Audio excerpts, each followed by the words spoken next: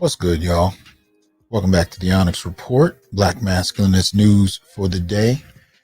Got a bit of a treat for y'all today, especially if you had a chance to catch part one of our conversation on the We Need to Talk channel here on YouTube.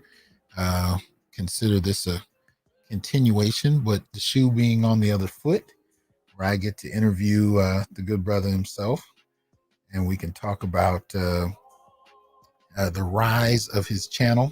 I think it's going to blow up, and I don't think it's going to take long. I mean, he's already, gaining in numbers pretty well. So I want to kind of get a chance to get to know him a little bit. Maybe you'll get the chance to do the same, and we can kind of go from there. So I'm going to bring him up and have him really kind of introduce himself, although I think at this point most people are already familiar with him. So let me go ahead and bring him up in here. What's going on, man? How you doing? I'm well. How about yourself? My AC just went out, so I'm trying to figure that, randomly, and it was 102 degrees today. Yeah, man. Yeah, so I have my daughter, so that's man. Yeah. Okay. Perfect timing. She's one. She's like one in a month. Yeah. Oh, okay. Yeah. All right. Well, we're gonna figure it out. We'll try not to hold you too long. I know how that goes. All right. It's all right. She's upstairs with the fan. She'll be all right. That's all right. Yes, sir. Well, how you doing though? I'm good, man. I wanted to start out by telling you, man, I'm blown away because your channel, man, is it has a lot of potential. I see it only going one way. The conversations you're having are well done. I know you got a lot of people coming, and you're gonna have a lot of opportunities if they haven't already presented themselves. So I appreciate this opportunity to just kind of get a feel for who you are and how this came about. Now, I'm always trying to be respectful of brothers' platforms and backgrounds, and not put out any information that they don't want out there. So if you could start out by telling us a little bit about yourself, who you are, and then I'll kind of come in with some questions from there. Got you. Yeah. So at this point everybody knows my name, so I can't really hide it anymore. I can't hide behind We Need to Talk. But my name's Alan Obi. It's funny, actually, some brothers found me on LinkedIn, so but my name's Alan Obi. By day I work as a UX designer, and by night I do We Need to Talk, and I try to make mini documentaries. I got my start when I was in charge of NAACP in college. Graduated from college 2015, so I'm fairly young. But we started a program called We Need to Talk as an opportunity to dialogue with one another and dialogue with the school as a whole. And from that, it morphed into its own organization. And then it became a thing that was on multiple college campuses. And now it's become a thing that's on YouTube. So, man, that's actually very similar to me. That's Onyx actually started as the Onyx Black Male Collective at Fresno State. And that was, a program I set up for Black males at the college, and then it started to replicate to some other campuses, and I brought it into YouTube, but it had gone through several different stages. So I can feel you. Let me shout out, we got a few people in here. We got Electrician, we got I'm Listening, we got Barry, we got Hybrid, Ron, what's up, Donnie?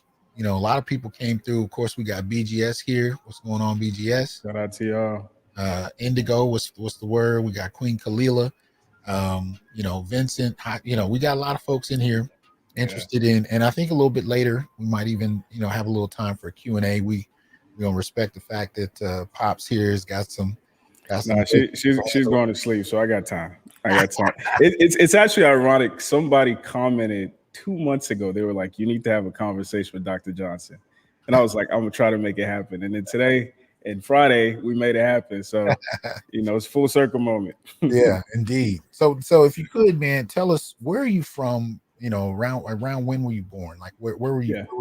Where are you from? Yeah. I was born in '93, so I'm 29 years old. I'm from Nigeria originally. We migrated to the United States. I think like 6 months after September 11th, which was interesting. Did that And have then, any blowback on the family, or what was that like? not that I remember. Okay. Not that I remember. We kind of kept our heads down. But we were living in New York at the time. We migrated to New York, and then we found our way to the South. So, okay. So growing up, now, did you grow up in New York? I spent a year in New York, Mhm. and then I've spent pretty much my formative years in South Carolina.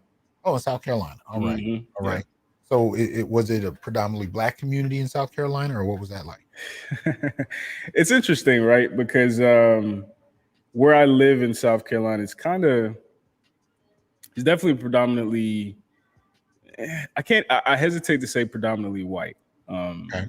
Mixed. It's white centric, yeah, but it is mixed. Mhm. Black people are still the minority, Mhm. but I was kind of insulated by my African Nigerian home, so I'm stepping out into a predominantly white world, dialoguing with Black Americans, and I come Mhm. home and I'm pretty much in Nigeria. So Was there a Nigerian community there, or was it just your family? There was a very dysfunctional one, but yes, there was a community. Yes. Okay. All right. So South Carolina through high school, or? Yeah, South Carolina through high school. Went to college, Lander University. That's in a small town in South Carolina, Greenwood. Okay. And then after that, I moved to North Carolina for work, and then I moved to Baltimore for work, and then I had my daughter, and then I moved back. So kind of going north and then back down south. But okay, so when we're talking about college, Mhm. what was your relationship like with women at that point? What were some of the things you were starting to notice? How did that go? Because college is usually Yeah. a 3 point to a whole different level. You know what I mean? In high school, you do this, you do a few things here and there, but you don't have your own space, you don't have your own autonomy really. College is really the introductory point for a lot of us about, women on a whole different plane. What Mhm. was college like for you in regard to relationships with women? It's that is a fascinating question because actually, and I tell people this story all the time. My senior year of college, well, my senior year of high school, I'm sorry, I finally was able to bag my middle school crush. Okay. Okay. Like this is a girl I had been crushing on since like sixth, seventh grade. Okay. Now, most guys they get the whole red pilling when they're grown. That was my red pilling. That was my peek behind the curtain. So going into college, I had the understanding that women were just people. Women weren't these magical things that we pedestalize. So when I got to college, the next stage of my learning was noticing how people interacted with me when I was just Alan, Okay. and people, including women, and how people began to interact with me when I was Alan NAACP president, Alan founder of We Need to Talk, Alan Mr. Lander, and everything I was able to accomplish. So that's why, when I tell men it's about, chasing your purpose, and women will be attracted to that. It comes from experience. It comes from literally watching like people looking at me with reverence because I had something beside my name. Okay, so that started early. Yeah. Like, share, subscribe, join, and donate if you will. Support the channel. Y'all see how to go about that. You can do it through the super chat, super sticker here on YouTube. You got Patreon, Cash App, Venmo, PayPal. Y'all know the deal. Support it. Shout out to Malarkey for that support. It says greetings from London to the good doctor and brother Alan, and shout out to it's Otis. Shout out to Otis for the support. But okay, so you got red pilled, pretty early. You came into college with an understanding that and that's a significant understanding. Oh yeah. Probably pedestalized women way too long. But I grew up in that 80s era, so new edition. We just about a million different R&B singers. That was just the Mhm. whole kind of framework that I grew up in, and so it took a little longer for me to Yeah. break out of it and be like, "What the fuck is this?" But anyway, Yeah. so you started. You said you founded or you led NAACP, and I think we had talked about off air that your Mhm. conversations, even if informal, your Mhm. conversations with women that would lead up into this started pretty early. Was that in undergrad? Yes, yes, that was an undergrad. So I can remember vividly our first We Need to Talk when it was still a sub program of NAACP Mhm. was light skin versus dark skin. Right. We Ah, we okay. tried to leverage common phrases and lead people into discussion around them. So we talked Mhm. about colorism, we talked about texturism, we talked about microaggressions and all kinds of different stuff. And then a friend of Right. mine suggested that I make it its own organization, and that's kind of how We Need to Talk being its own thing happened. Okay. So Mhm. in college and starting that early, what were you finding out at that point? What were you starting to notice happening even then in those discussions? Was it different than now, or what was the relationship? One of my most profound discoveries was, so I'll give you an example.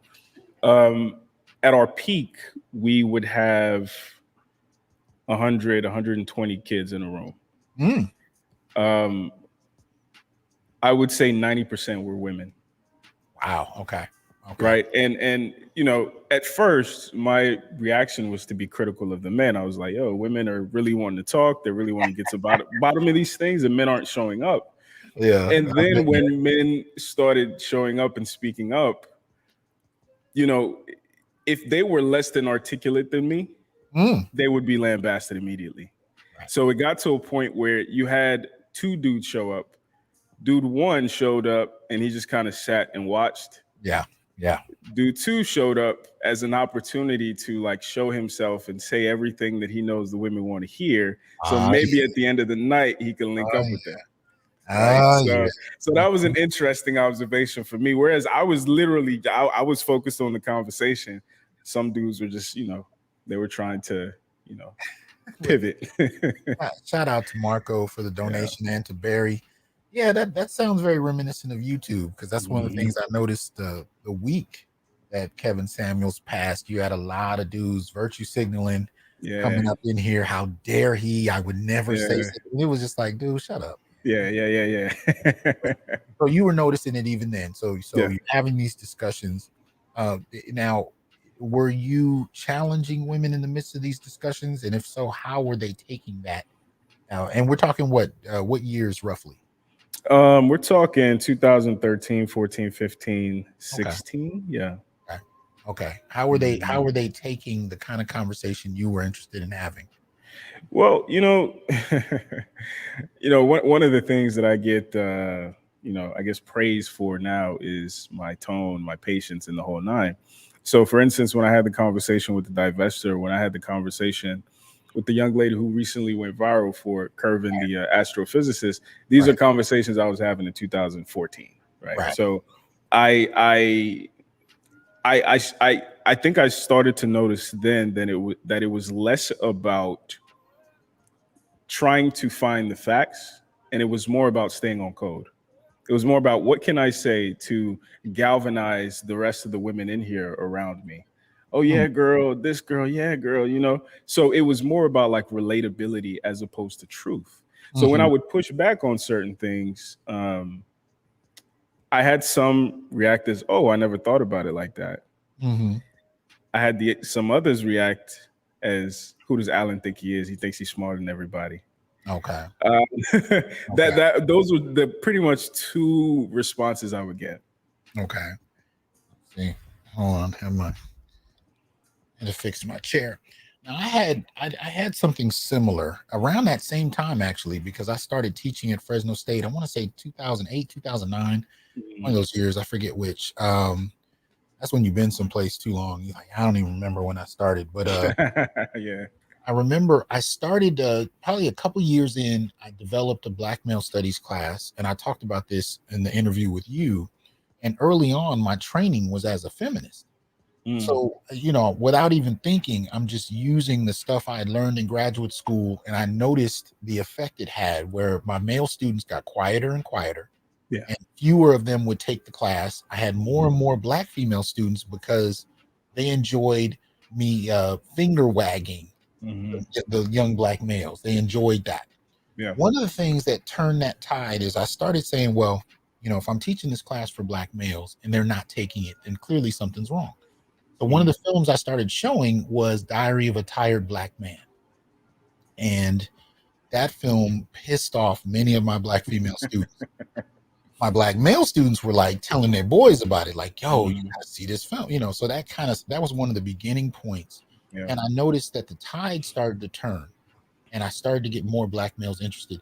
Did you notice a point where you started to get more Black males supporting what the kind of conversations you were having, or like what did you see happening as this was developing? I wish that was the case. I noticed more guys start showing up when attractive women started showing up.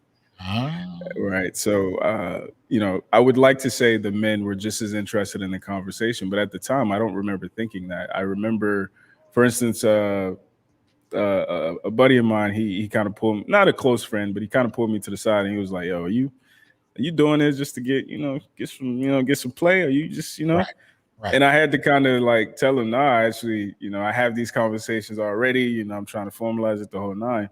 But that's kind of what it ended up being. I don't think the guys, um, and again, I mean, in hindsight, maybe they just didn't have the vocabulary to keep up, right. or they were, scared they might, because these are 20, 21, 22-year-old guys. They're scared they might jeopardize some potential, box. Right, right. So I think they viewed it very differently than how I would have hoped they would. Okay. Mhm. Now you mentioned you had relationships with professional brothers. Mhm. And I'm not sure if this is after undergrad. I get the impression that it was, but you're starting to get phone calls from brothers in professional positions, and they're sharing stories. But if I remember correctly, they themselves didn't really seem to have the vocabulary Right. to kind of articulate what they were going through. Is there any of that you can share without? I don't want you to out anybody or Right. Right. but can you share some of that so we can get a sense of this trend? Because I'm interested in this transition from what was happening in undergrad to now. Mhm. The evolution of these conversations, and especially since we're also talking about the rise of the manosphere Mhm. at the same time as this, whole process is happening. So I'm just curious about how this is all kind of coming together.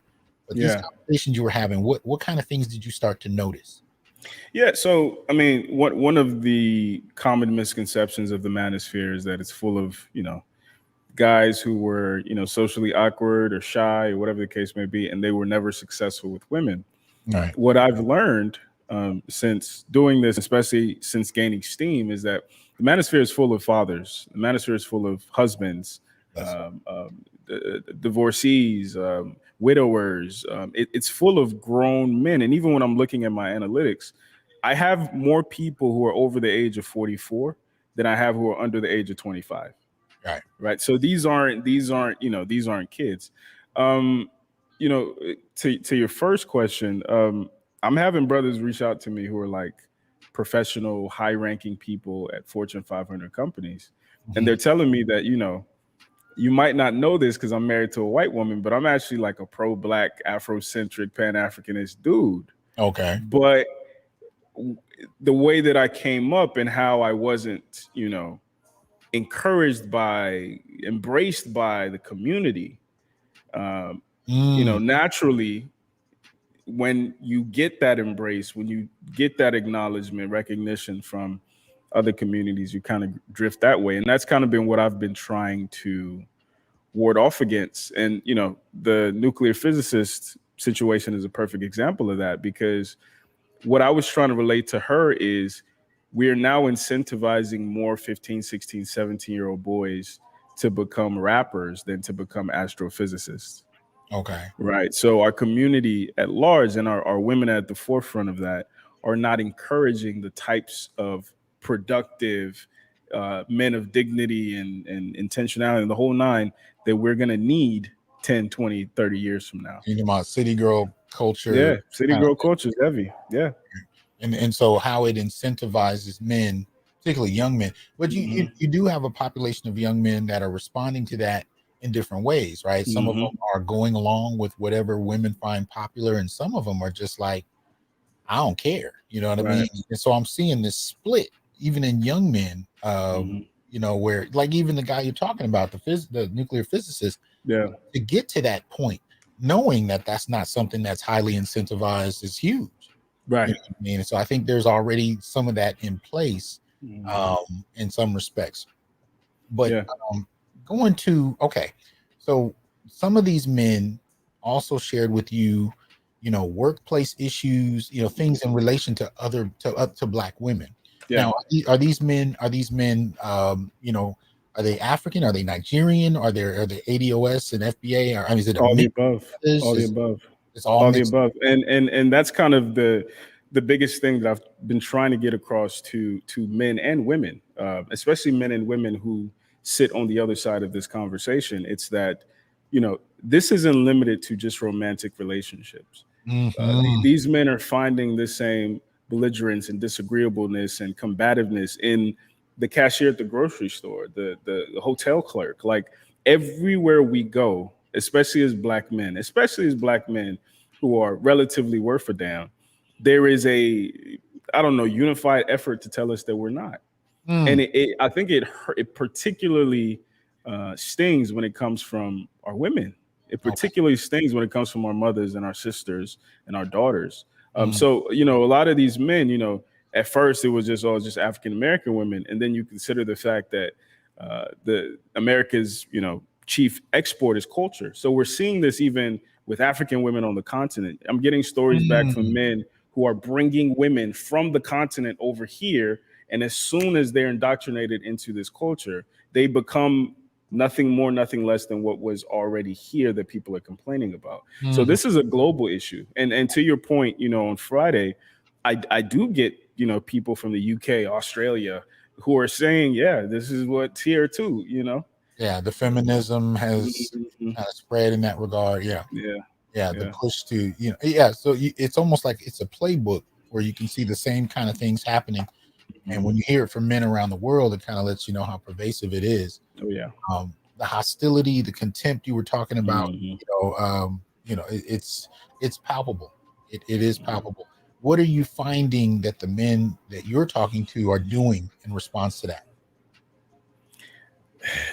So I would consider myself a Pan African. So I would I attempt to steer the men away from the save yourself movement, Mm, but that's one response. And right now, part of the reason why I'm trying to steer men away from the save yourself movement is if you think you're going to find better in South Africa, you're sadly mistaken. If you think you're going to find better in Thailand because of this culture thing, it's not mhm, as simple as you think. There still is that Faustian bargain. There still is that deal with the devil. So that's one response. Um, the response that I've seen be the most effective is to be or to become a quote mhm. unquote good guy in Pookie clothing. Okay. So I'm going to lead with future while maintaining my inner Russell Wilson. It's So it's tough. a performance. Yes, yes, Uh-huh. And yes. It's tough. Yeah, the problem with that though is if you get tested, you know, yeah. you put on that uniform, but you will walk up into some space at some point where someone will test you, and that Mhm, doesn't tend to go well. Tell mhm. me, are you finding? Because one of the things I found is there's several different responses. There's the SYSBM, and Mhm. there's also monkhood, and Yeah. there's also, and I'm finding, a great. I don't have a measure. I don't have an Mhm. empirical measure, but I am finding informally that a lot of men are kind of, they're either going monk or, I guess, after Coach Greg Adams, free agent lifestyle. What are you Mhm. noticing about men as far as that in your circles? In my circle, well, so my immediate circle is comprised of the Russells, and Future Clothing. Right. Mhm, So on the mhm, surface, you might think he's a rapper, but he actually works for Amazon. My circle is comprised of that. So I haven't seen the monkhood piece mhm, because my circle of guys never necessarily struggled with women, like mhm. with attaining women. It's been more so getting women on our program, Oh yeah. getting women to not necessarily submit, but to Well, be cooperate even. cooperate in good faith, Yeah, right? yeah, and that's behind some of the monkhood too. Is the Yeah. monkhood isn't reserved for just men who couldn't do well with women. A lot of Mhm. it I've run into have been accomplished men who are just tired. So I Right. Right. can say I've seen that part of it. I will say I've seen age be a factor in that. I Mm. think recently I've seen more young men that I'm used to, but I've seen men once they get over mid 40s kind of go there as well. But Mhm.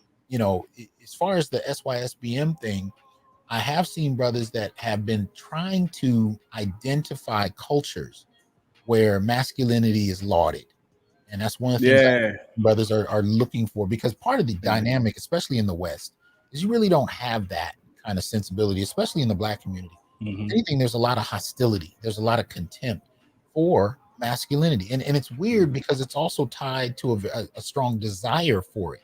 um, Mhm. there's a desire for masculinity and a contempt for it, especially amongst the women, that seems to coexist at the same time. Are you Mhm. noticing anything like that, especially in regard to your interviews? What do you Yeah. how would you frame a lot of the women you interact with?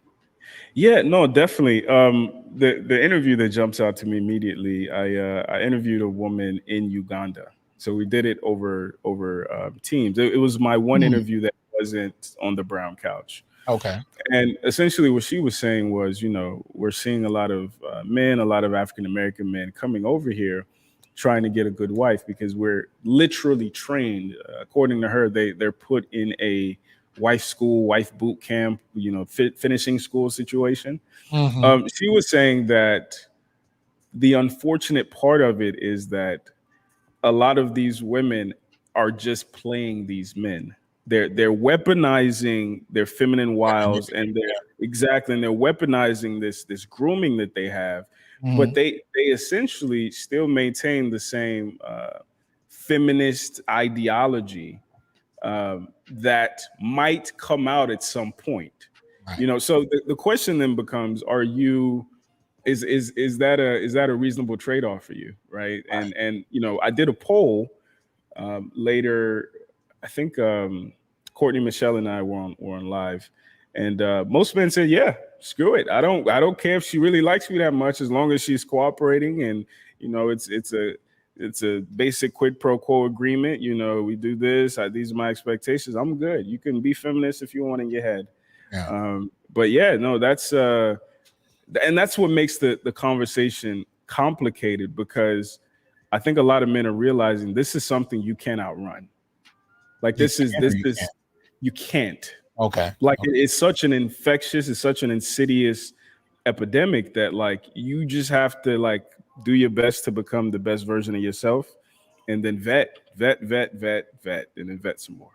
I think what I'm seeing, especially when you look at like Ibmore, when you look at MGTOW, when you look at, and some of the brothers are citing Dr. Ronald Neal, BMI, SYSBM. I think some of that is not a temporary response to this, because I think most of us agree it's spreading.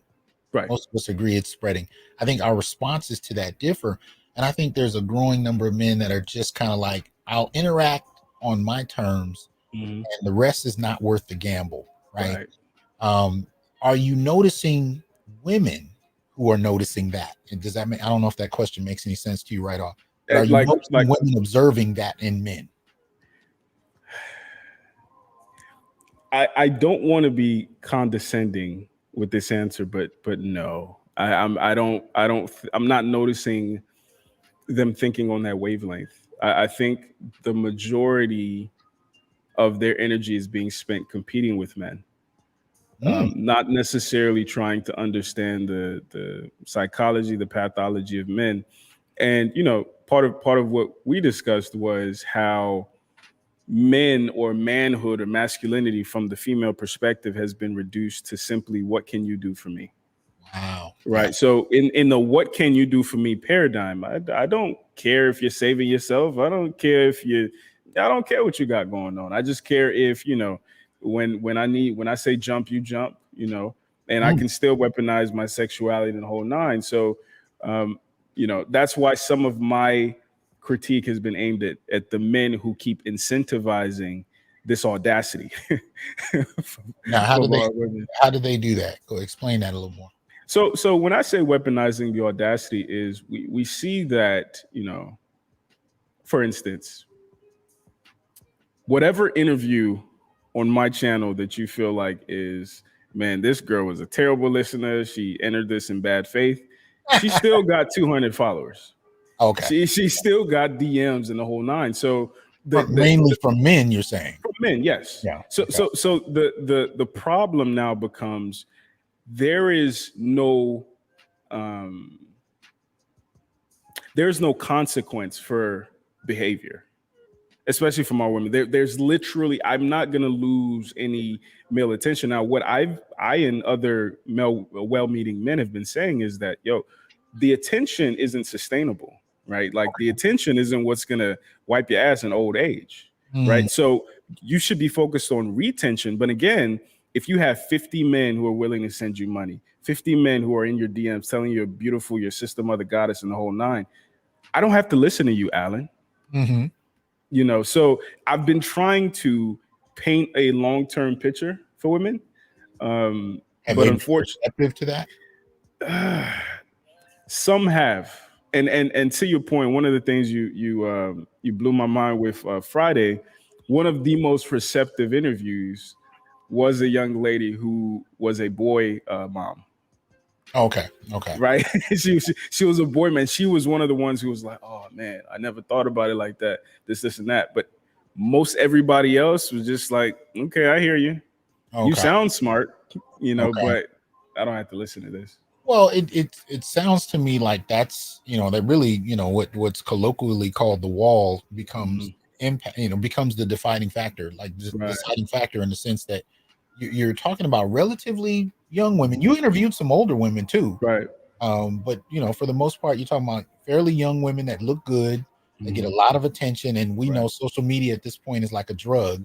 Yeah. So they're getting plenty of attention, but what happens at 55? What happens? You know what I mean? Those are the questions it sounds like you're asking, and it doesn't seem like they're really ready to go there.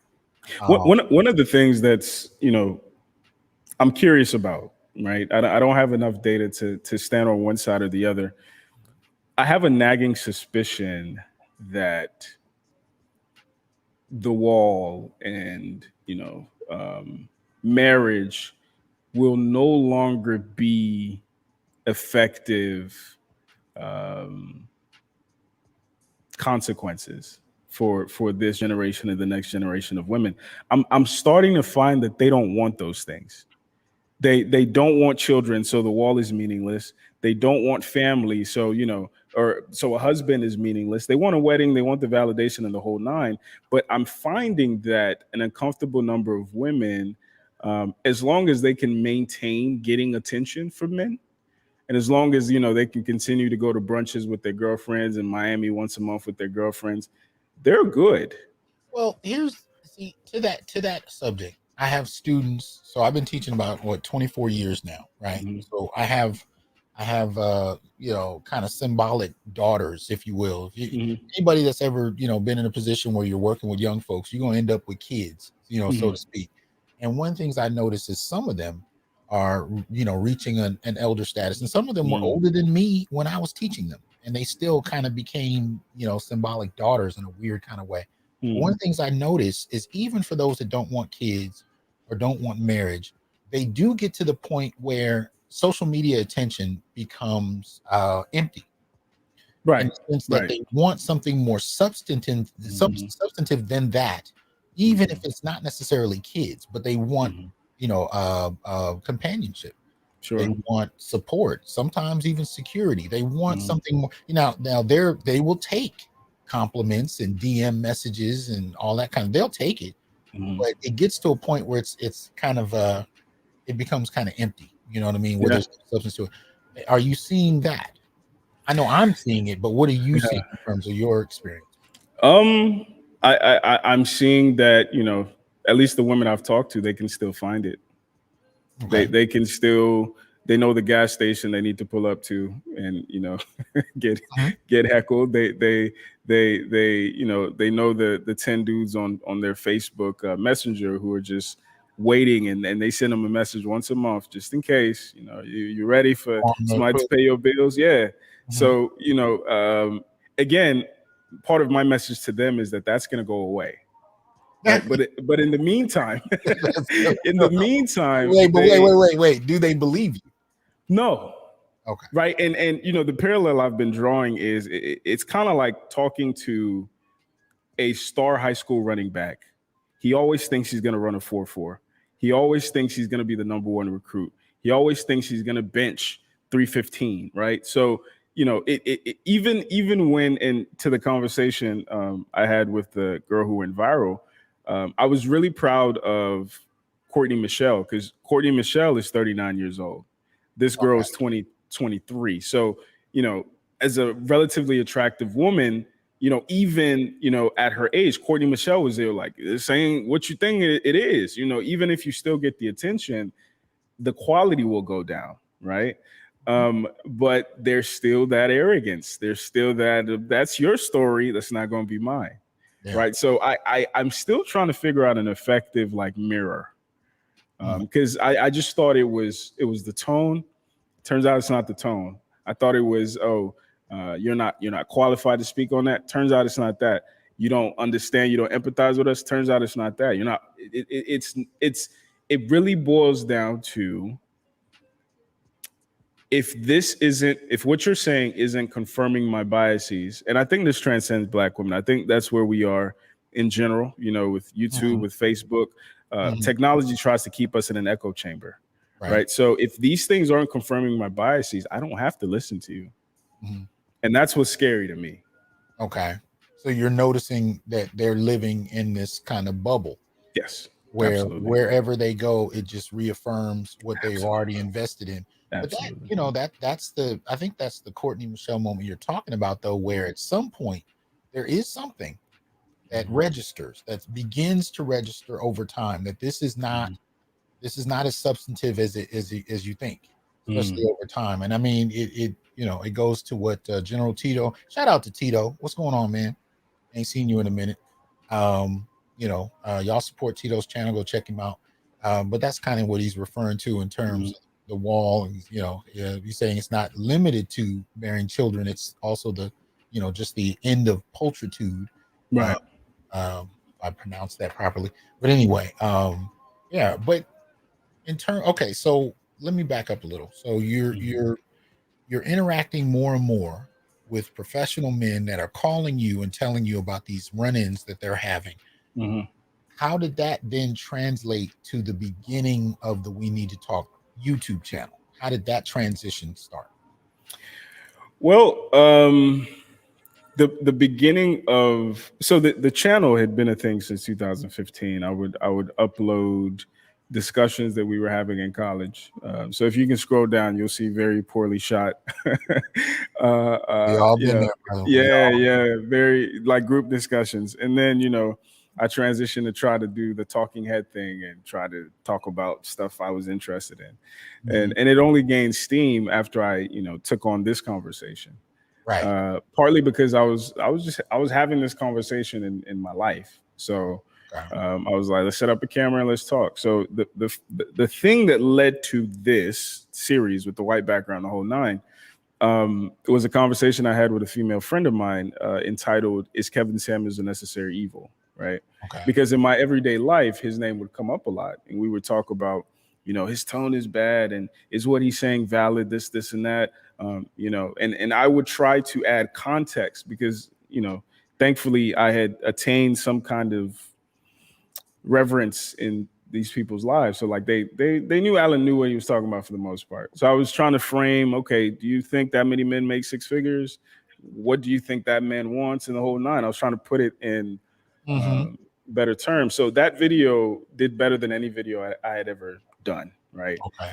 Okay. And I decided, okay, I'm gonna just ride this wave. I'm gonna keep hitting this spot, and I'm gonna try to use what I have and make it look pretty. So at the time, I had a white background that I would do photo shoots on, and I had a chair that I thought, okay, let's do this. Just put the chair, white background, and focus on the person, and it kind of just grew from there. Now, I'm kind of excited and disappointed to find that some of the suspicions that we had of women and how they think, especially how they think about this topic, they're becoming more and more audacious with their, expectations and with their, and what they're willing to believe and not believe. And so it's good on one hand because we get to see a real, true, live representation of the female pathology. It's bad because it's like, man, there's no checks and balances. There's no cap. They're pushing this envelope further and further and further. And you're seeing women, and you look at some of these women and you're like, the audacity of you to think that, men are supposed to bow to you. You don't even look the part. But, I appreciate the fact that, okay, at least we know now that men aren't crazy, because men have been saying we're running into these women, but now we get to see it on TikTok, we get to see it on YouTube, we get to see it on Instagram. Right. So that makes me happy. Let's face the devil. Okay, but you're saying, as far as going back to what we were talking about earlier, you don't really see the breaking point because these women have, as you said, they know what gas stations to pull up to. Right. And the thing that's been bothering me, and the thing that I've been trying to find the most soft way to bring up to these women is, like, when you talk to any of them, they all feel like the exception. They all feel like the exception to the rule.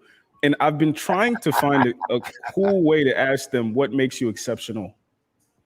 Because, no cool way to ask them. Because when you hear from their talking points to how they look to the track record of men that they're familiar with, it all kind of fits perfectly in the statistics that we're talking about.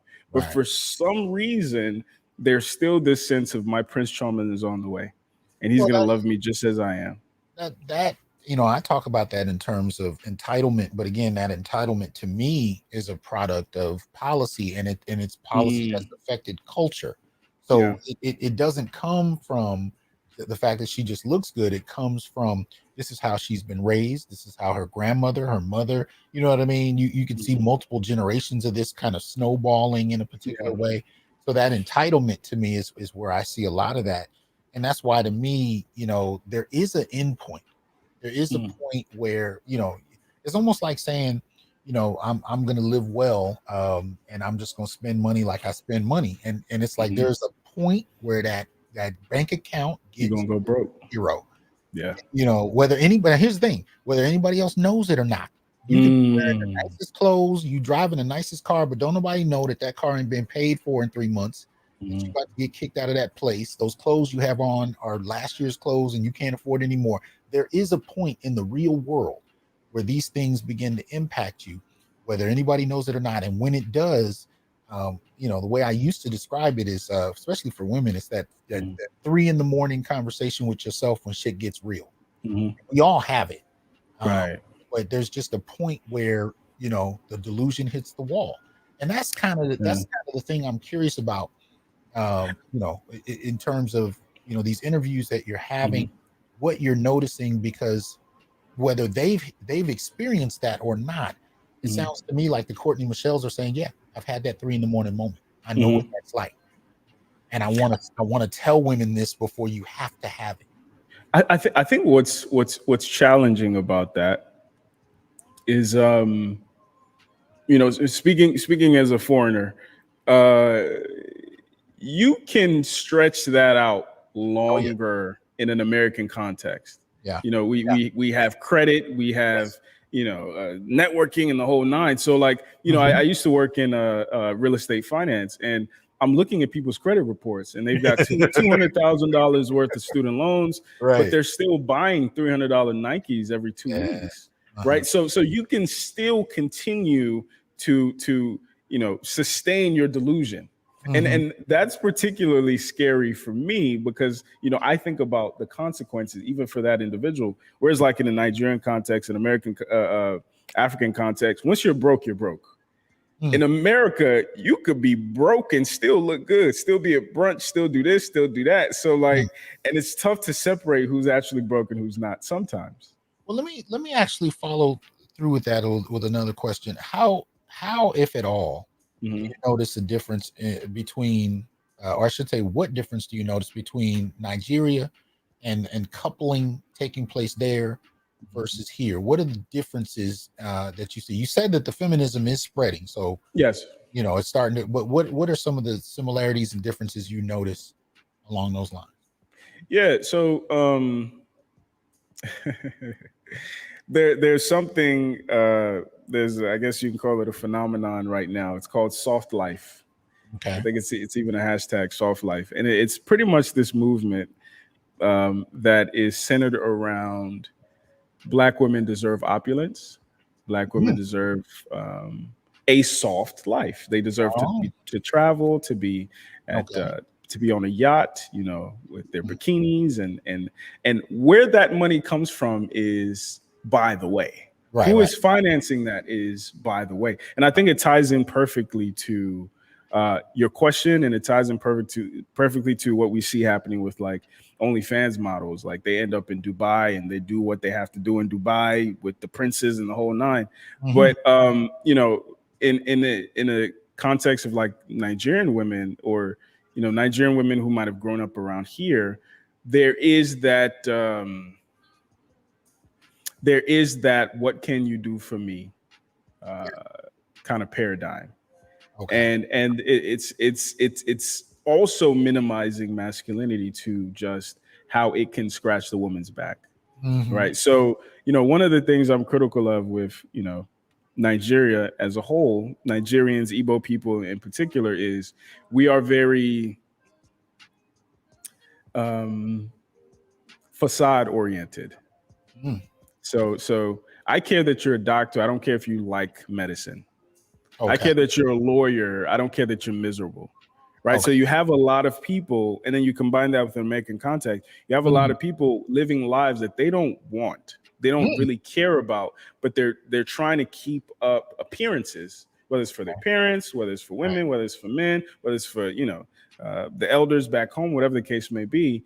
And it's really hard to enter into partnership with people like that because, at any, junction, it's I don't need you, like one of the things we're seeing is like some African women are the quickest to divest. A lot of people don't talk about that. They're quicker to go and get themselves a white man because again, when you're not understanding the historical context and you're focused on this idea of a soft life, you're going to take the path of least resistance. But it's interesting to me that this notion of soft life comes about now, because if we're looking at the current moment and even the last couple of years, I mean, really even the rise of Kevin Samuels, the exposure of the manosphere to the mainstream, a lot of that was tied to the pandemic. And what was interesting about the pandemic, especially in the last year and a half, and I was reporting on it here on this channel, is you were seeing people who were being pushed out of their homes. I mean, there was a report that came out a couple months ago that Black women were the most evicted group in the country. So, this moment where, I mean, we talk about the wall in terms of dating and mating and beauty, but even this kind of economic wall where individual folk are hitting the reality of the moment, right?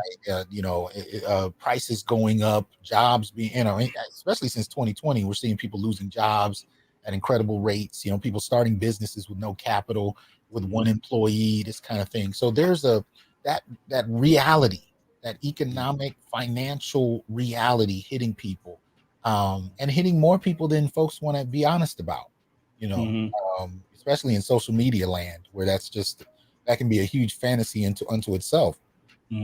Is that hitting Nigeria the way I've seen it hitting America? That reality point where you've got to get your shit together and you can't perform it anymore. So, and by the way, I also mean that in terms of the Nigerian American community. Like, how is it hitting?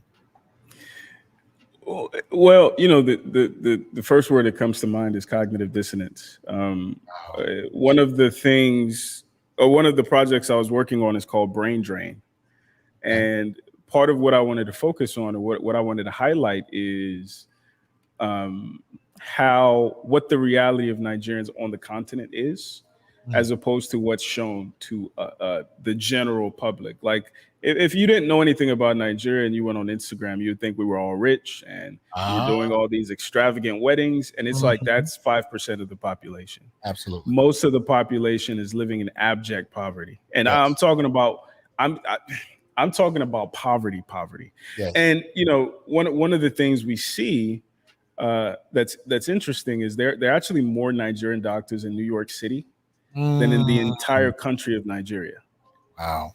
Right. So all our power, all our infrastructure is over here, and unfortunately, there is a disconnect. Right. There's a Hmm. disconnect happening because we're having more Nigerians who are born here who have no connection to Yeah. the country, and more than not having a connection to the country, are afraid. Okay. Because you can be kidnapped. As soon as you step off that plane, you are a target for all intents and purposes. Ah, So you'll see, uh, you know, Nigerians who've done well for themselves. They're moving around with police officers, like private security. They're, okay. they're Okay. living in gated communities and the whole nine. So that creates another problem where there's like a separation. There's an us Mm. versus them, right? Kind of a And class separation. exactly, there then becomes a God complex, right? Between yeah, so like one of our artists, his name is Burner Boy. He won a Grammy recently, Hmm. Okay. and a news story came out about him. Apparently, he tried to holler at some dude's wife at a club, and the dude got upset, and his security shot the dude and his friend. And Burner Boy just hopped on a plane and went to like Australia or something. Right. Wow. So, but in his music, he's talking about how we need to remember Africa and this, and that. So there's a lot of like disconnect. Hmm. And, again, going back to us prioritizing keeping up appearances, most Nigerians won't tell you this. Okay. Most Nigerians would rather push the Africa they show you, what Africa Mm. really looks like. No, Africa looks like this for 5% of people. Uh-huh. Go really look at the reality. People are suffering, Yeah. Yeah. So Yeah. again, Well, and cognitive dissonance. no, and I think we see that here. I mean, if you trot through Instagram, you see people on islands taking pictures, and Right. it's like, come on now, you know. I mean, really. I mean, even here in Fresno, I've seen in the last 5 years more homelessness than I've Hmm. ever seen, Yeah. you know, at all. And don't get me talking about LA, a number of different cities around the country, Philly. You know what I Hmm. mean? It's really gotten deep, and that's one of the reasons I find it to be such an interesting split between the conversations that are happening in this dating sector versus the reality that I know according to the data that people Right. are living with. And that's what I find interesting about it, especially when you talk about this soft life. Hmm. That's what it's referred to. Soft Soft life. Yeah. Soft life. life. Hashtag soft life.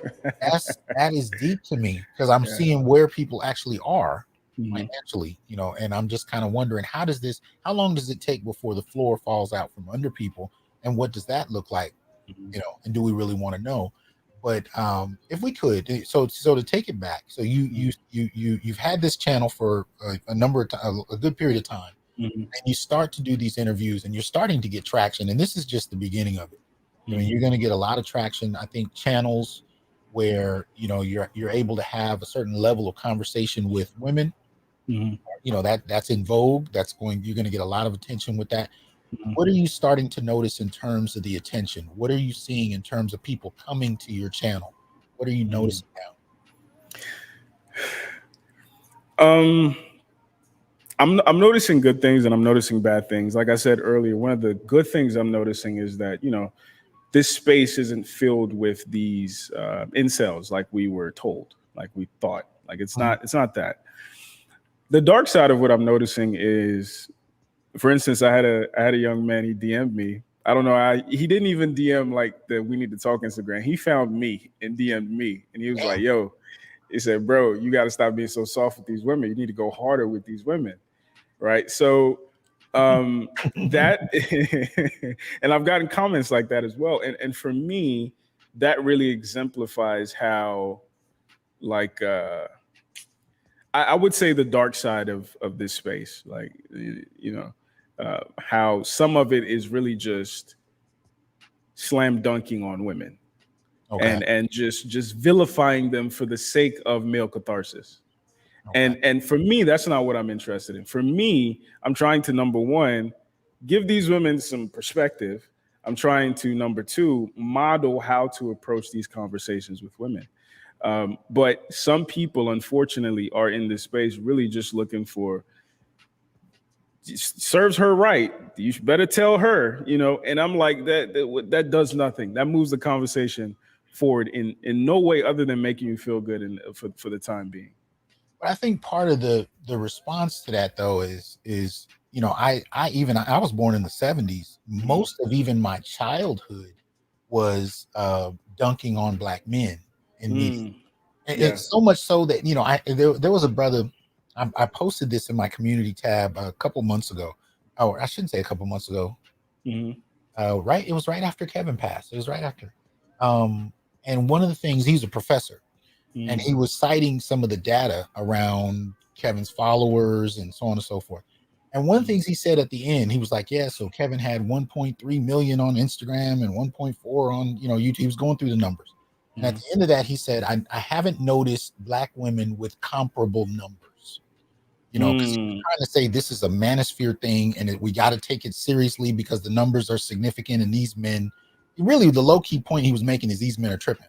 He said, I haven't seen women with comparable numbers. I said, sir, Oprah doesn't have to be on YouTube. Right. I mean, Madame Noir, yeah, Ricky Lake, yeah. You're talking about one space where men identified a platform they wanted to build on, but we were watching TV networks. We got channels, BET, Her, and TV One. There's movie studios, so it's really, you're comparing apples and oranges. But what's worse, in a disingenuous fashion, people aren't even comparing the apples. They're just looking at these black men on YouTube and saying, we got this. But there was such a wider context that goes back 4 to 5 decades that has to be put into context. So I think when you're seeing these men who are saying, look, you need to say something to her. I think part of what they're responding to is my grandfather, my father were watching the interviews of their day where dunking on black men was a ritual that became acceptable.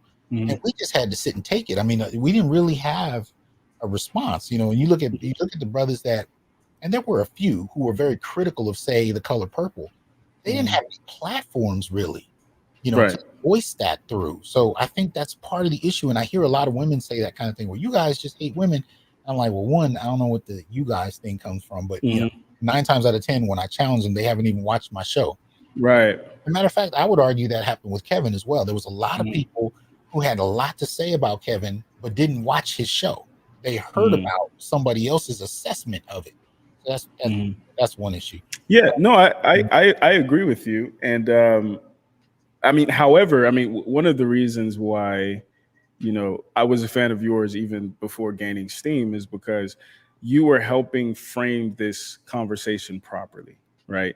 I think a lot of times, unfortunately, a lot of black men, a lot of black women have been tricked to believe that this conversation is a black man versus black woman issue, as opposed to black people being pit against one another by the power structure, by the larger power structure. So for the people who are, it does something for them just seeing somebody lambast a woman. My channel isn't for them. I'm specifically for the people who understand the larger black, Afrocentric, Pan-African context of this conversation. So, I'm trying to get these women to understand what I'm saying. That's genuinely what I'm trying to do. I'm not trying to make men feel better. I'm not trying to make women feel better. And thankfully there are other factions of this space that I think would cater to you just feeling better by seeing a car crash. I'm actually trying to get through to these women, and I think I'm doing better than other people who talk to women. Okay, I think so. Or do you find people are comparing you to Kevin? Is that what you're saying? The No, no, progression no. is? They want to see fresh and fit. Oh, They want they want to see what's this other guy's name? I can't remember. It'll come to me. But they literally just want to see somebody just say you're stupid and you're an idiot. okay. Now, I have refined the art of trying to say it in a way that seems more, less abrasive. And for people who understand it, they'll get it. But ultimately, I'm trying to get through to the women. I'm not trying to, you know, uh, I don't have any buttons. I don't have any round of applause. I Oh, don't right, have any. I'm right. not trying to entertain. That is not the Mm, point of this channel, right? This is for me, and you and I had this conversation. For me, I consider myself a Tommy Sotomayor. Thank you. That's who I meant. I consider this anthropology. I'm trying to gather enough information of how do men think, how do women think.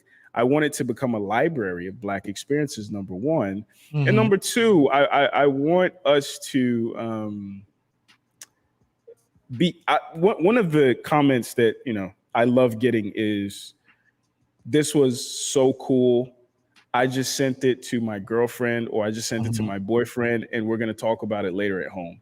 Hmm. That's what I'm trying to do. I'm trying to be a fire starter. I'm Okay. not trying to entertain. I'm not trying, this is if you want the NBA, this ain't it. If you want, the car derby, this ain't it. So and I get the simps and I get the he's pandering or whatever the case may be, and Oh, okay. that is a consequence of being in this space. But anybody who really truly understands the nuance of what I'm trying to do, it's trust me, ain't no simp in my blood. Well, tell me this, because it is significant when you're building Mhm. a channel to identify your audience. There's, first Sure. of all, let me just say, if you're going to go into content creation, there's a lot of work that people don't, unless you've Oh done it yeah. and you've done it to the point where you've seen your Yeah. channel progress, you don't realize how much work goes into it. But something as seemingly simple as identifying your audience, Mhm. there's a lot of people that don't get that. You do have Facts. to identify your target audience. Mine has always been Black men. Mhm. But how did you come to the decision that women would be your target audience? What was the rationale for that? No, so when I entered this, it wasn't actually that. It was Black people would be my target audience, Black men and women. When starting out, it was 97% men, 3% women. Hmm. You know, and because at first, some people noticed, but I was trying to post a man and then a woman, a man and then a woman. You mean So an interview with each? Okay. exactly, yeah. So when there was a man on the screen, there was a female voice behind the camera. When there's a woman on screen, there was a male voice behind the camera. So at that point, when I started seeing the numbers, I noticed, okay, maybe I need to just hit that 97% first. Let me just hit them. And that meant putting more women on the screen and putting a man behind the camera. I experimented with having other men lead the dialogue. Okay. It didn't go as well as I thought. There's a lot of context behind how I'm able to broach these conversations. So I was like, okay, I'll be the guy. Wait, okay. Um, Was it turning into arguments, or what was happening? it was turning into arguments. The questions weren't framed properly. Hmm. They were because I mean one of the skills that I take pride in is like you can't bullshit me like with your answer, because women will tell you what you want to hear. Okay. They'll tell you, but I've formulated a way to get to the actual truth, right? Um, so so my goal right now is to approach more of a 50-50 audience. I think based on my analytics, I'm like 85-15 right now. 85 So men. men, yeah, 15% women. Okay. Um, and if I can get to 60-40, I'll be happy. I Okay. know that this will always be a male dominated channel just because of the nature of the conversation. Women don't care as much about how we're approaching this conversation because it's in a way that's less than flattering and celebratory and exalting of women. But if we can get the Courtney Michelle's and the women who actually thinking logically and properly, I think we can get closer to 60-40. But ultimately, this is a black channel. It's not black male. It's not black female. Right now, my brothers are really holding me down. So, I'll continue to prioritize their perspective moving forward. But my goal, my North Star, my blue sky is this is a black channel. So black 50-50 kind of framework. Yeah. How are you finding women responding to your invitations? Are they becoming more receptive, less so? How's that going? I had one of my videos reported recently. What's ironic about it? It was this video was it's not even it wasn't inflammatory at all, right? And it was reported by the girl I interviewed, because apparently she watched it back and she watched the comments and she was like, I don't like how they're talking about me. So she reported it, right? So I think the fear now is I don't want to look stupid in front of a bunch of people. And unfortunately, you are having the people who are coming to come again, I would call them the fresh and fit guys, who are coming and they're not even like critiquing her responses. They're just this stupid, ugly, broad, this, and that. And from my perspective, it's counterproductive. It moves the conversation forward in no way. But again, it's just we've created this environment and this appetite for just being able to get your rocks off. Whereas I'm trying to have substantive conversations, but now the women are afraid because of these black pill, pseudo red pill guys who are still going to comment and say nonsense. So when you get male trolls, do you get female trolls?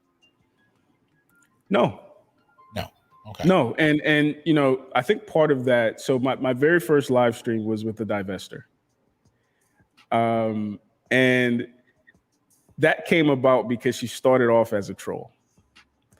She did a response to one of my interviews after not even watching it. So she used the thumbnail of the interview. She didn't watch the interview, but she was responding to the title. Okay. Right? Because it was so bad. She thought I was a woman. Because I wait, you lost me. Wait, that's how I knew she didn't watch the interview, because she thought the person on the thumbnail was the host. Was exactly. Okay. So she was like, sis, you need to stop caping for these dusty black men. And I told her, listen, I'm a moisturized black man. That's not what we do here. So I invited her on the channel. Actually, I volunteered to go on her channel. Right. It was a saga. I volunteered to go on her channel. I was like, listen, I don't want any notoriety, whatever the case may be. I just wanted let's fully investigate your perspective and how did you arrive here? So she decided to do a poll. She has about 2,000 subs. She decided to do a poll amongst her subscriber base. Should we invite a Dusty to the channel? And man. Wait. She did a poll. Yes. Asking her listeners if. Yes. Wow. Okay. Yes. And man. Ultimately, they said no. Ultimately, they said a bunch of stuff, but ultimately they said no. So some time went by and I was like, you know what? I'm going to invite you on my channel, because here's the funny thing.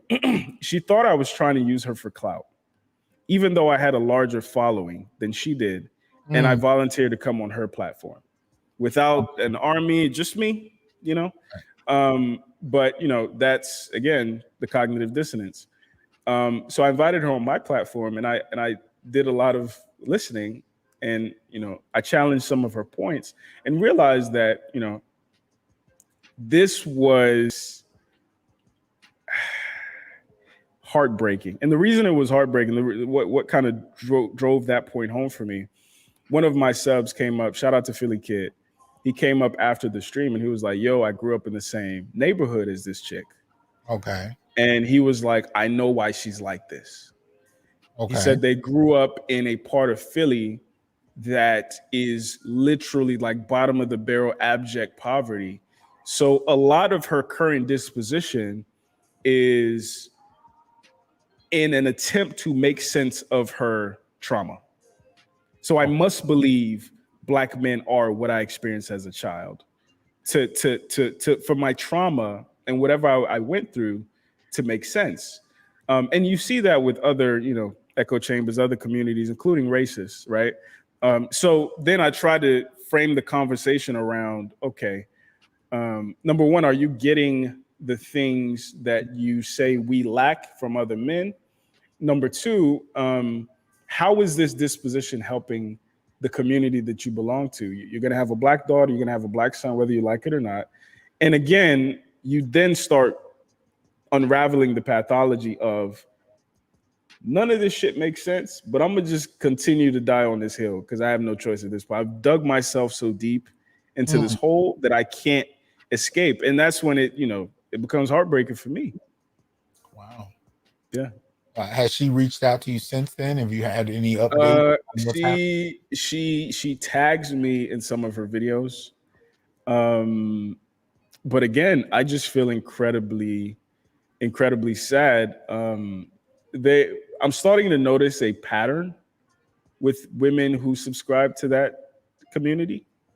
They're women who were unable to attract a certain caliber of Black men. So they create a caricature of Black men based on the ones that they are in proximity with.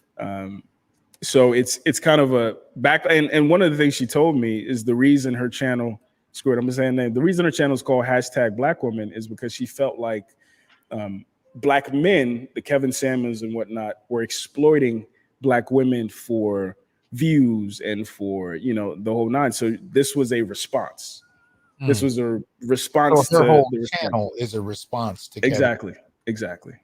Okay.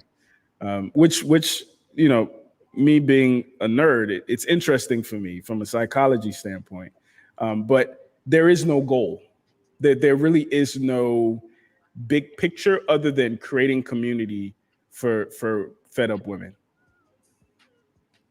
Did you get a sense of the size or scale of the divested community from your interactions with her?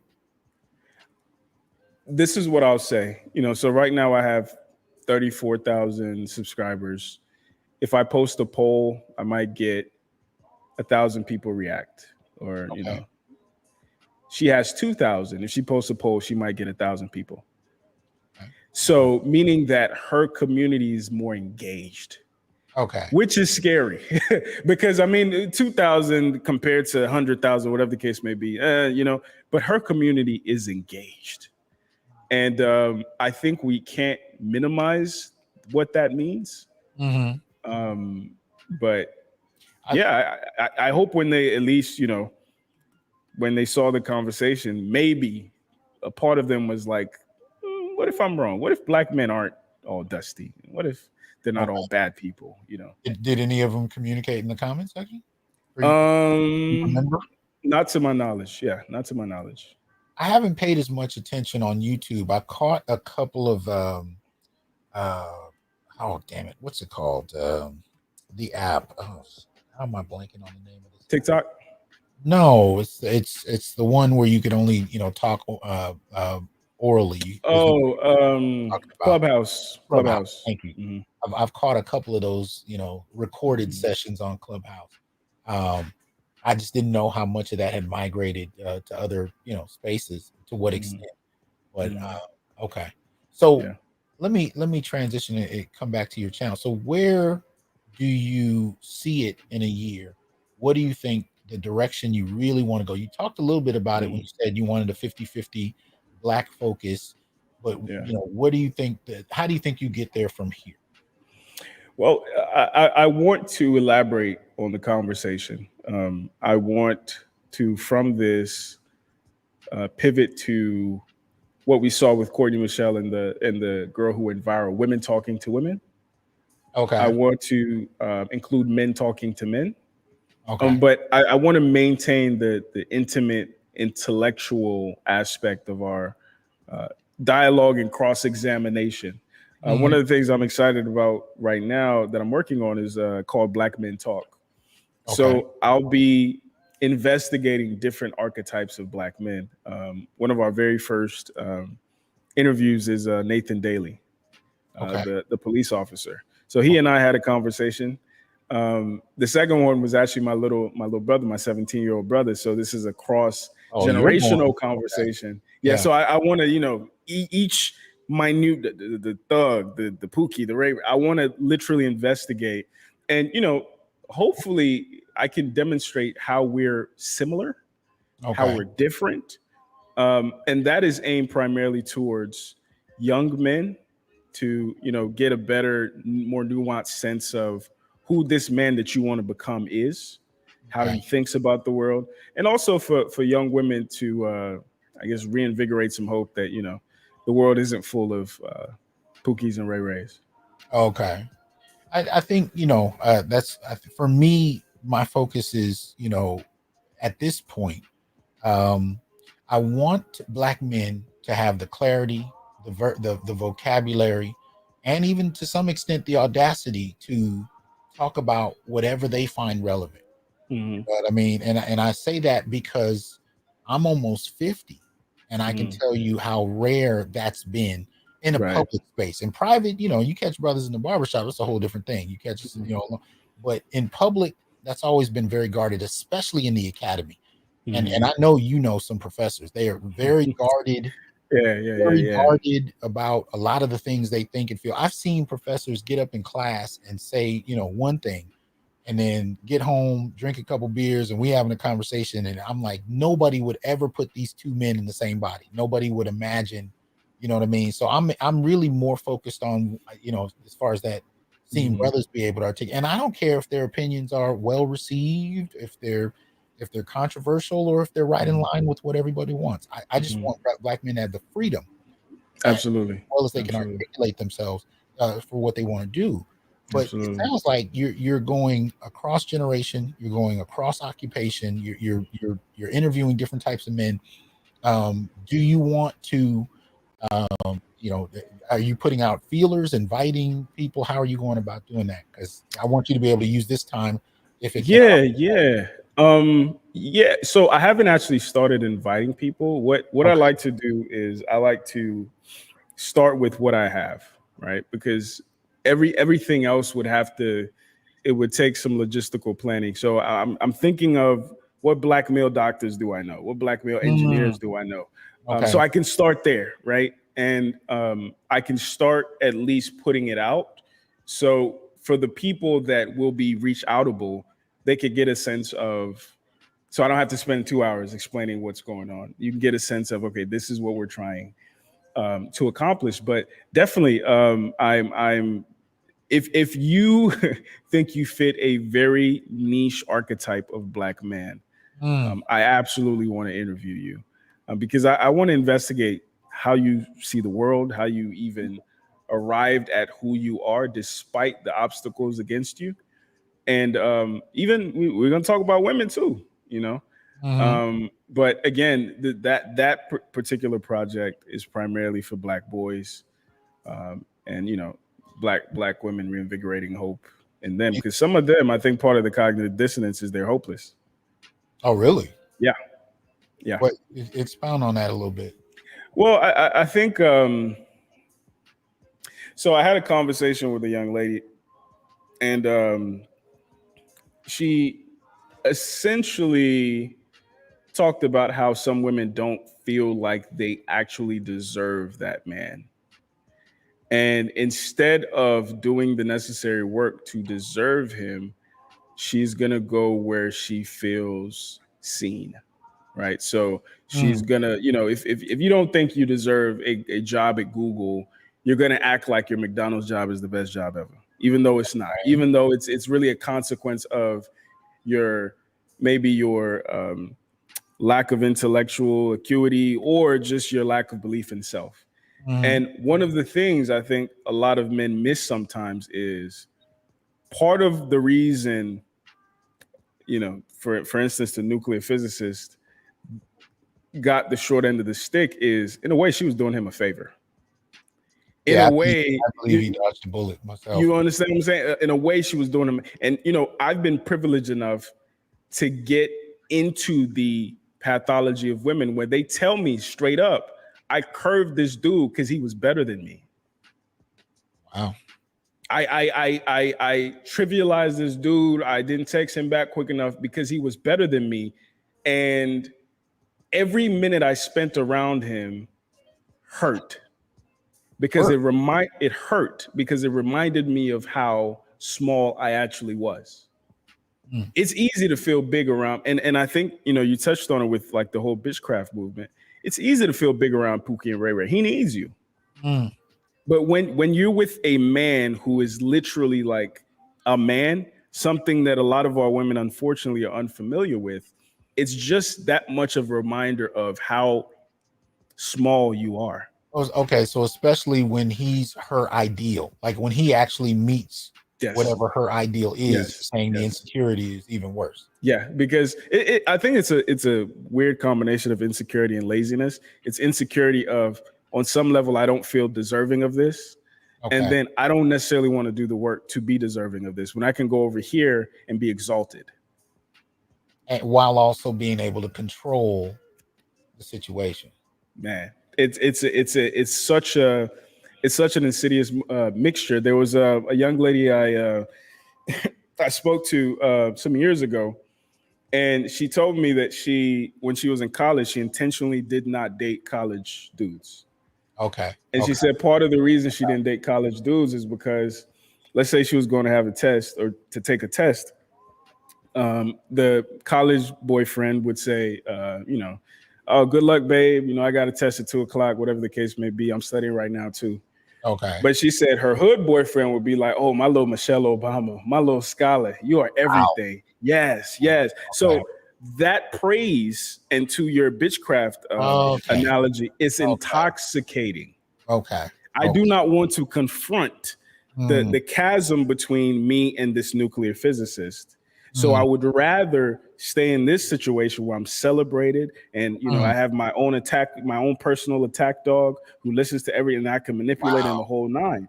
It's man. When you have those kind of conversations with your guests, are you able to kind of get them to see that from your angle, or how do they receive that when you try to talk to them about it? There was one video. I think the thumbnail, it was the same girl, but I think the thumbnail of this one is he must be 6'8", 250 pounds. She didn't actually say that, but she's really tall, and she wants a man who's taller than her. Okay. And it's bigger than her in the whole nine. So I kind of played on that. But she was at one point, she was rattling off all these things that she had done and she had accomplished. Okay. And I remember I responded and said that those things make you a good man. And she was kind of taken aback for a second, like, oh, shit, I didn't think about it. And then she connected it to a memory of a male friend of hers telling her the same thing. Okay. Because a lot of times, part of the pushback that we get from our women is, I have all these degrees and I make this much money and I do this and I do that. And, unfortunately, our women are evaluating themselves on a male scale. Okay. So instead of becoming attractive to the type of man they want, they become the type of man they want and expect him to be attracted to her. Right. Right. So in that moment, I think a light switch went off for her, and they're like, oh shit, I've been hustling backwards. I've been doing this. I've been doing this wrong. And, you'll see that happen from time to time on my channel. But, unfortunately, maybe this is just a human thing. The most memorable parts are the car crashes where, like, she doesn't know what she's talking about, but she is, insistent. Now you mentioned earlier that you had the one woman that wanted, I guess, the interview taken down. Do you have others that respond to you later with an update? Do you get that? And it doesn't have to be negative. I'm just saying, Yeah. Hey, since then X, Y, and Z has happened, or I thought about this. I'm just curious. I've gotten a mixture. Okay. I think, some of the conversations were paradigm shifting, where they are moving different and acting different, and they get back with me and say, yeah, I'm getting different outcomes. Unfortunately, and I think this speaks to how insidious and how baked in this thing is. Unfortunately, once they get out of the chair, they're like, I don't need to listen to that. Really? I don't need. Okay. I don't need to listen to that. I can continue because, to be completely honest, the things that I say, it's not the first time these women are hearing it. It might be the first time they're hearing it framed the way that I frame it or articulated the way that I articulate it, but they've Hmm. heard these things before, Okay. right? And to, the example I was giving you the other day, it's easier to think, oh, Alan just talks good, as opposed to Alan has a point.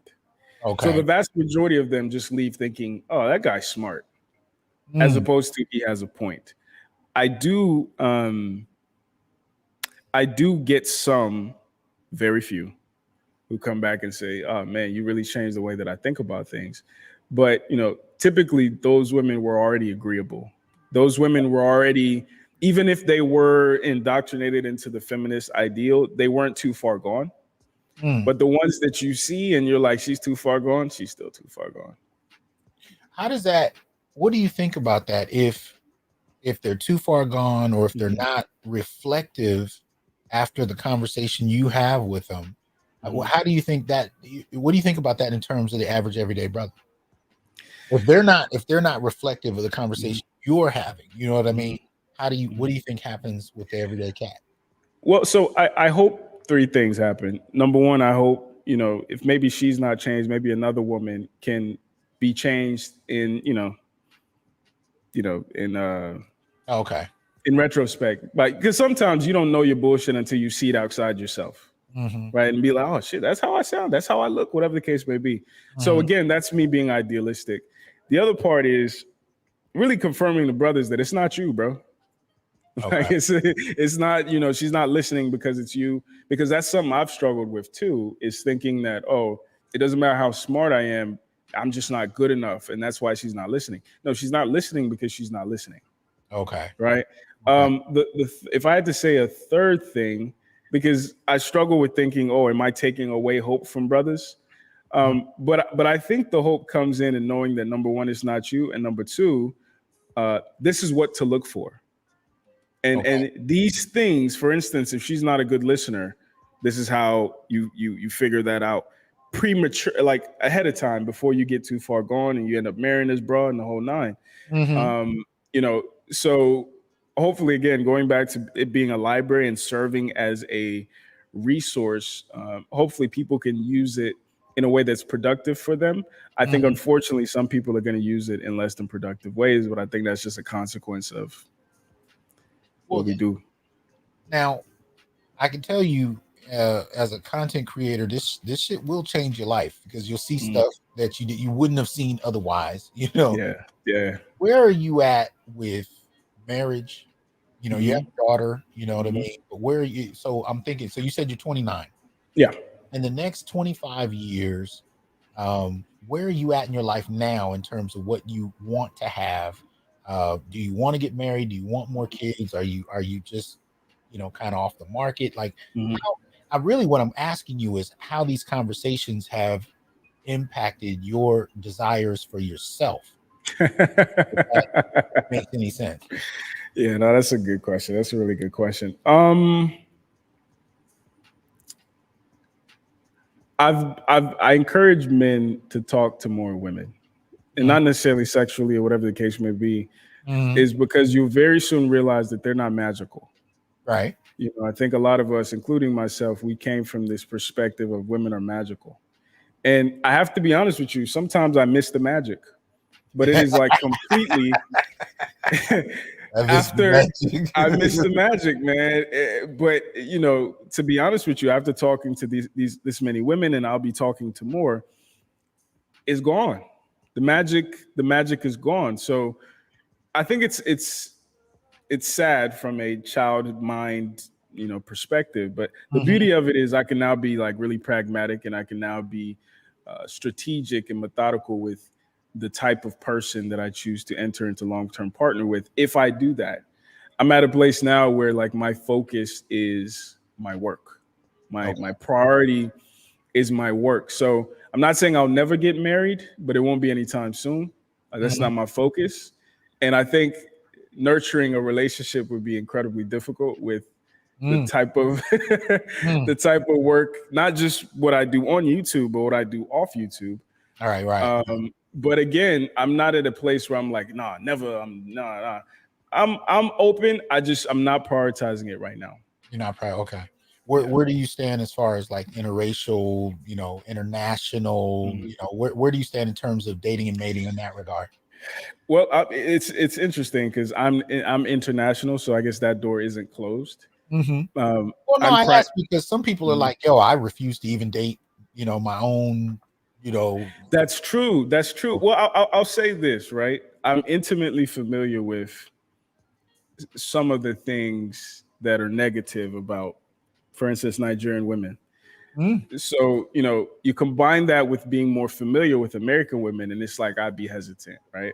But there might be a Nigerian woman who's like similar to me in the sense where, like, she's Nigerian, but she had an American upbringing or whatever the case may be. She understands American context. Because again, when I'm talking about stuff, I'm talking about it primarily from a certain context. So for somebody to enter into dialogue with me, you have to understand or at least appreciate that context. And I find that my people don't always. It's about now. It's about here. It's not about the larger global Black community. It's not Pan-Africanism. It's not, and so there's that. But again, it's not a focus of mine. So I can't say what will happen 10 years from now, 5 years from now. But right now I'm focused on my work. Okay. Well, hey man, I appreciate you coming up. Absolutely. We were supposed to do this last week, and my whole situation was in question. My computer was acting funny, so I appreciate your patience and you being willing to come through here. Thank you for that. And if you guys haven't checked the first part of the interview, go to the We Need to Talk channel. Classic. Me, and we're kind of flipping the script here. But I appreciate you coming through and doing this. I look forward to seeing what comes next. Hold tight a minute in the back room. Okay. I want to holler at you, but I appreciate the audience for coming through. Again, like, share, subscribe, join, and donate. I'm gonna bring you down, but hold on one second. All right. Yes, sir. Okay. So that said, appreciate you guys participating. I'm interested to see the conversation in the comment section, and of course, I think there'll be some, other shows that pop up in response. I'm curious to see what the conversation is in general. But again, support the channel if you will, and support Black Male Media. Support what's going on YouTube and other platforms, because at the end of the day, you're not going to get these kind of discussions anywhere else. You're really not. This is not happening on CNN or NBC or whatever else. It's not happening. And brothers across ideology, across worldview, need to be able to have a dialogue in an independent space that isn't corporate funded and so on and so forth. So that said, I appreciate y'all supporting, and I'll see y'all soon. Peace.